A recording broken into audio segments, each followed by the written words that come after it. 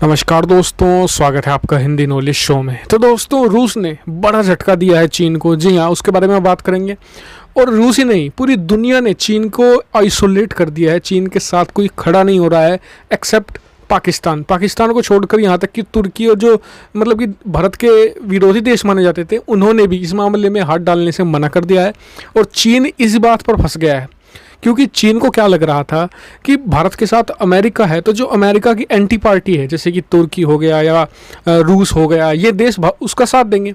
और आज की तारीख में ये बात बिल्कुल सत्य है कि रूस करीब है चीन के ज़्यादा भारत के मुकाबले। लेकिन जब बात अमेरिका की और चीन की आती है तो रूस साथ देता है उसका। लेकिन ये बात थी भारत और चीन के बीच में, और ये बात रूस ने एक बार फिर से साबित किया कि अगर चीन के साथ कोई और देश लड़ेगा तो वो शायद साथ दे सकता है चीन का, लेकिन अगर बात भारत की आएगी तो रूस तटस्थ हो जाएगा। और रूस के पास भी ठोस कारण है कि वो चीन का साथ ना दे और इस मामले से अलग ही हो जाए। उसके कारण ये है कि अगर यहाँ पर रूस साथ देता है चीन का, या भारत के खिलाफ कुछ बयानबाजी करता है, या रूसी मीडिया भी साथ देती है चीन का, तो भारत जो सबसे पहले टारगेट करेगा वो होगी 40,000 करोड़ की एक मेगा डील है जो भारत ने पैसे ऑलरेडी पे भी कर रखे हैं S-400 के लिए।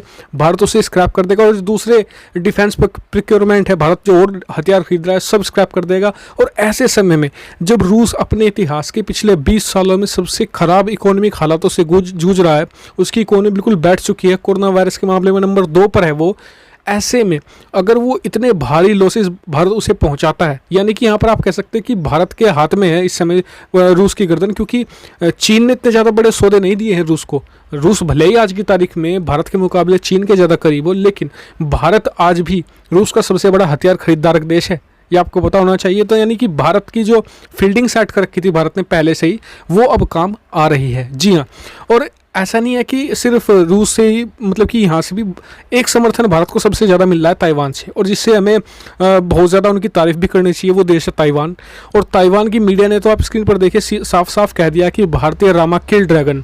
ये जी हाँ, बिल्कुल खुले तौर पर कहा। ये बहुत बढ़िया बात है कि एक देश हमें इतना खुलकर सपोर्ट कर रहा है। और क्योंकि जो ताइवान जैसे देश हैं, जापान जैसे देश हैं, इनका जो इम्पैक्ट है ना पूरे पश्चिम देश में पड़ता है, ये भारत के लिए बहुत बड़ी बात है। क्योंकि इस आर्टिकल को दिखा कर ही जो फ्रांस 24 है या CNBC है या CNN है, ये अपने अपने देशों में मतलब कि बड़े बड़े प्रोग्राम चला रहे हैं जिससे कि भारत को बहुत पावर मिल रही है। और इसके अलावा आपको बता दूं कि दुनिया भर के न्यूज़पेपर में ना इस चीज़ को इसलिए कवर की, इस चीज़ को जो भारत के साथ ये किया गया है चीन ने, इसमें भारत को विक्टिम बनाकर पेश किया जा रहा है, जो बहुत अच्छी बात है। क्योंकि चीन की इतनी ज़्यादा बदनामी हो रही है, जिसमें मतलब कि मैं आपको वीडियो बनाकर बताऊंगा अलग से, जहाँ पर दुनिया भर में तमाम न्यूज़पेपर क्या क्या छाप रहे हैं, किस तरीके से चीन को टारगेट कर रहे हैं बुरी तरीके से, वो मैं आपको दिखाऊंगा कि चीन कितना हेटेड कंट्री बन जाएगा इस पूरी दुनिया में। क्योंकि पाकिस्तान के अलावा कोई भी देश समर्थन में आया ही नहीं है, कोई अफ्रीकी देश भी समर्थन में नहीं आया चीन के। मजे की बात तो ये है, जहाँ पर उन्होंने अरबों डॉलर के कर्ज बांटे हैं वो भी उनके समर्थन में नहीं आ रहे। और भारत के समर्थन में एक ललकार पर तमाम यूरोप और तमाम अमेरिका सब खड़े हैं। ये एक बड़ी बात है भारत के लिए। तो ये एक भारत की डिप्लोमेसी की जीत है, और चाइनीज डिप्लोमेसी पूरी तरीके से आइसोलेट हो चुकी है। तो फिलहाल तो इस वीडियो में इतना ही। वीडियो देखने के एक बार फिर से आपका धन्यवाद। चैनल को सब्सक्राइब शेयर करते रहिए। Thank you for watching video.